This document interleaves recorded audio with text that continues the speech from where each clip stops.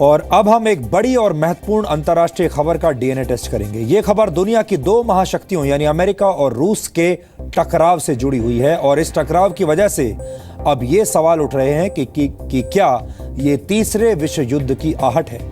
ये सवाल सीरिया के मौजूदा हालात के बाद उठ रहा है। पिछले कुछ दिनों में आपने अक्सर ये बात सुनी होगी कि सीरिया में चल रहा युद्ध अब खत्म होने वाला है, लेकिन सच्चाई ये है कि पिछले 6 वर्षों से चल रहा सीरिया का युद्ध खत्म नहीं हो रहा, बल्कि हर रोज वहां से युद्ध की दिल दहलाने वाली तस्वीरें आ रही हैं। और इस युद्ध ने सीधे सीधे अमेरिका और रूस के आपसी टकराव की स्थिति बना दी है।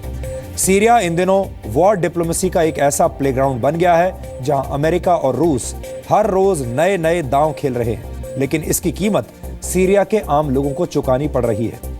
वहां पिछले 6 वर्षों से 3 लाख से ज्यादा लोग मारे जा चुके हैं और अगर अमेरिका और रूस के बीच का तनाव और बढ़ा तो ये संख्या और भी ज्यादा हो सकती है। यह दुनिया की दो महाशक्तियों के बीच का पावर प्ले है और इसकी जड़ है 4 अप्रैल को सीरिया में हुआ केमिकल अटैक। अमेरिका ने सीरिया को धमकी दी है कि वो केमिकल वेपन्स यानी रासायनिक हथियारों का इस्तेमाल बंद करे, वरना इसके परिणाम अच्छे नहीं होंगे।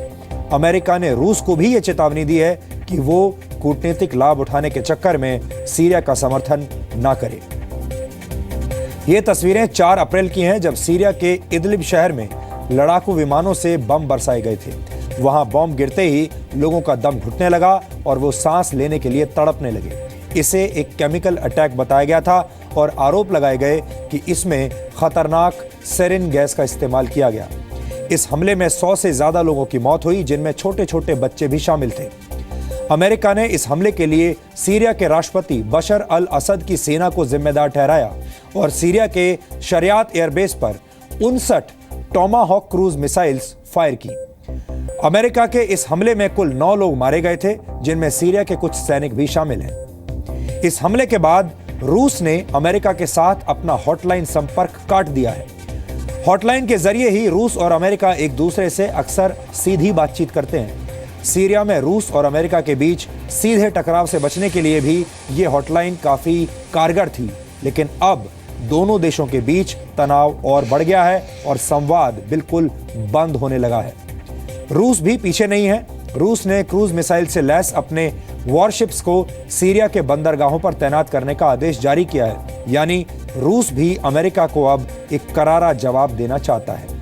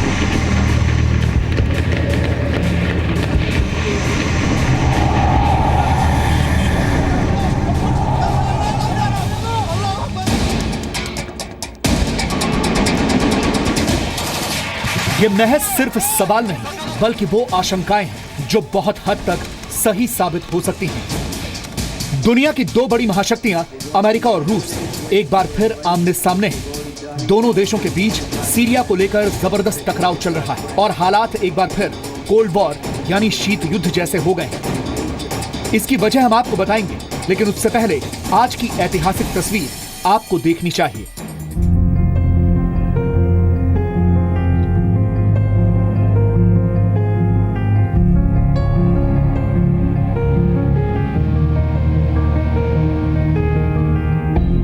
अंतरिक्ष यात्री यूरी गैगरिन की यह तस्वीर रूस और अमेरिका के शीत युद्ध के परिणाम की कहानी कह रही है। आज ही के दिन 1961 में सोवियत संघ के यूरी गैगरिन अंतरिक्ष में पहुंचने वाले दुनिया के पहले इंसान बने थे। वो दौर अमेरिका और रूस के बीच दुनिया में खुद को बेहतर साबित करने का था। दोनों देशों के बीच विकास और तकनीक की ऐसी होड़ मची हुई थी जिसे कोल्ड वॉर का नाम दिया गया। इसीलिए दोनों देशों के बीच स्पेस रेस भी शुरू हुई।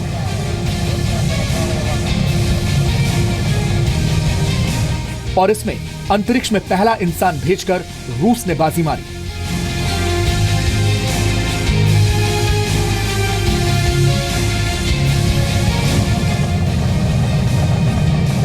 लेकिन इस घटना के ठीक 8 वर्षों के बाद अमेरिका ने 1969 में चांद पर पहला इंसान उतारकर खुद को बेहतर साबित करने की कोशिश की।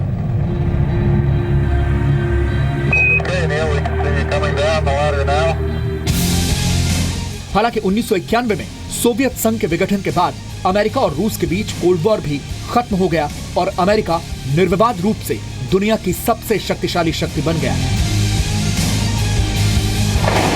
लेकिन सीरिया में छिड़े युद्ध की वजह से दोनों देश एक बार फिर से आमने सामने हैं और इसके पीछे हैं ये तस्वीरें।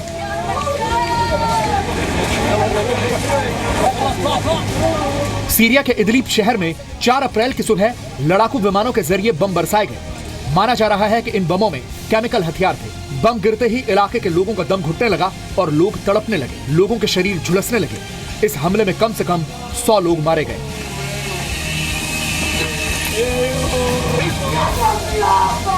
इस हमले का आरोप सीरिया के राष्ट्रपति की सेना पर लगा। इसके बाद 6 अप्रैल को अमेरिका के राष्ट्रपति डोनाल्ड ट्रंप ने सीरिया पर हमले का आदेश दिया और 7 अप्रैल की सुबह अमेरिका ने मेडिटेरियन सी में 59 टॉमहॉक मिसाइलें दागी।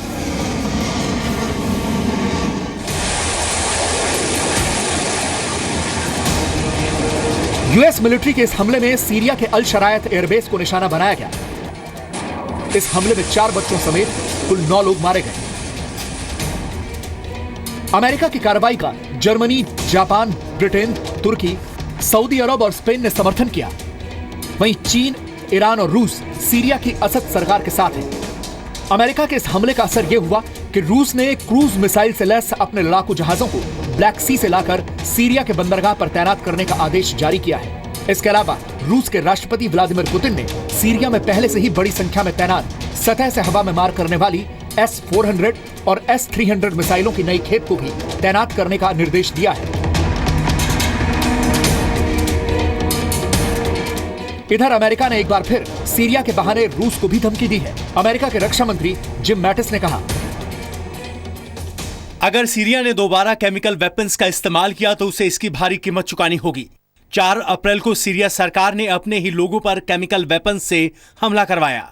मैंने इंटेलिजेंस का पर्सनली रिव्यू किया है। इसमें कोई शक नहीं कि सीरिया की सरकार ही इस अटैक के लिए जिम्मेदार है। हम कई दिन तक मिले और अपने सहयोगियों से भी चर्चा की।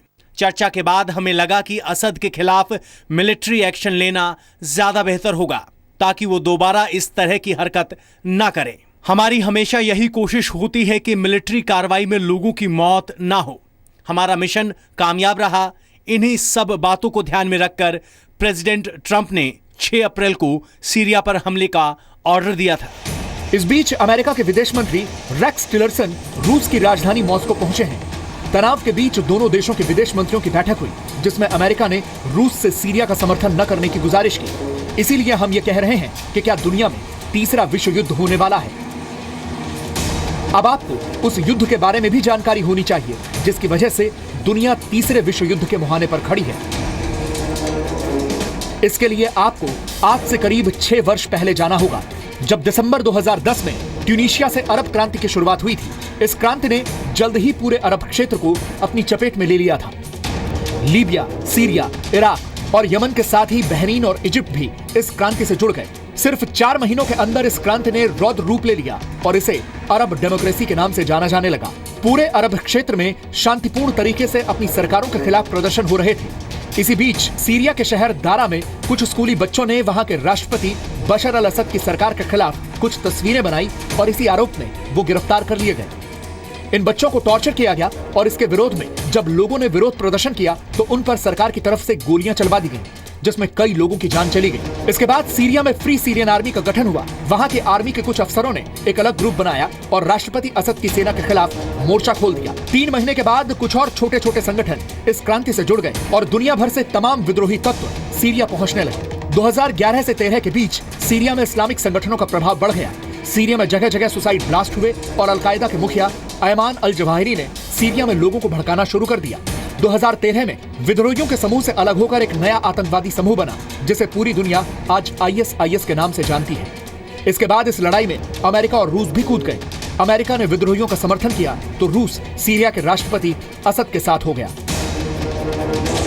इसके बाद सीरिया में गृह युद्ध के हालात लगातार बने रहे और युद्ध की इसी आग में सीरिया के कई शहर टूटकर बिखर गए और 3 लाख से ज्यादा लोग मारे गए।